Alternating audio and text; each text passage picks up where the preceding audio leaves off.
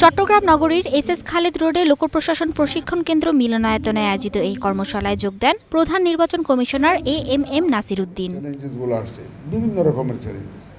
প্রধান অতিথির বক্তব্যে তিনি বলেন, দেশের ইতিহাসে সেরা নির্বাচন দিতে প্রস্তুত কমিশন। আইনের শাসন কাকে বলে, এবার নির্বাচনে তা দেখাতে চান সিইসি।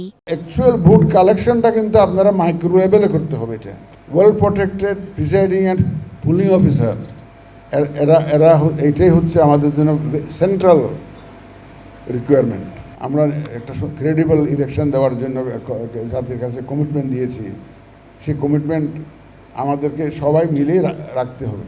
ভোট গ্রহণে দায়িত্বপ্রাপ্ত রিটার্নিং কর্মকর্তা ও প্রিসাইডিং কর্মকর্তাদের সব ধরনের ক্ষমতা দেওয়া হবে জানিয়ে সিইসি বলেন, ক্ষমতা প্রয়োগ না হলে তা অপরাধ হিসেবে ধরে নেওয়া হবে।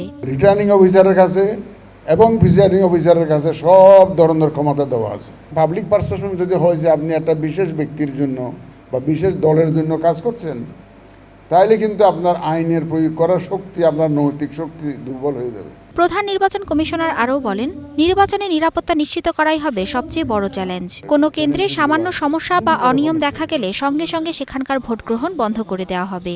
নিরাপত্তার যে চ্যালেঞ্জটা, এটা একটা বিশাল আকারে দেখা দিয়েছে এবং এটা নিয়ে সবাই দুশ্চিন্তার মধ্যে আছে। এইটা মোকাবেলাটা আমাদের জন্য একটা বড় চ্যালেঞ্জ হিসেবে দাঁড়াবে। সিকিউরিটি চ্যালেঞ্জ যেটা, সেটা যদি গোলমাল করে সেন্টার বন্ধ করে দিবেন। 3টা গোলমাল হলে 3টা সেন্টার বন্ধ করে দিবেন। দরকার হলে আমার পুরো কনস্টিটিউশনে ক্যান্সেল করে দিব, বন্ধ করে দিব ইলেকশন। আসন্ন জাতীয় নির্বাচনে মাঠ পর্যায়ে কার্যক্রম নির্বিঘ্নে রাখতে নির্বাচন কমিশন একটি জরুরি সেল গঠন করবে বলেও জানান সিইসি। এটা জাতীয় দায়িত্ব, জাতীয়ভাবে আমরা পালন করব। Star news.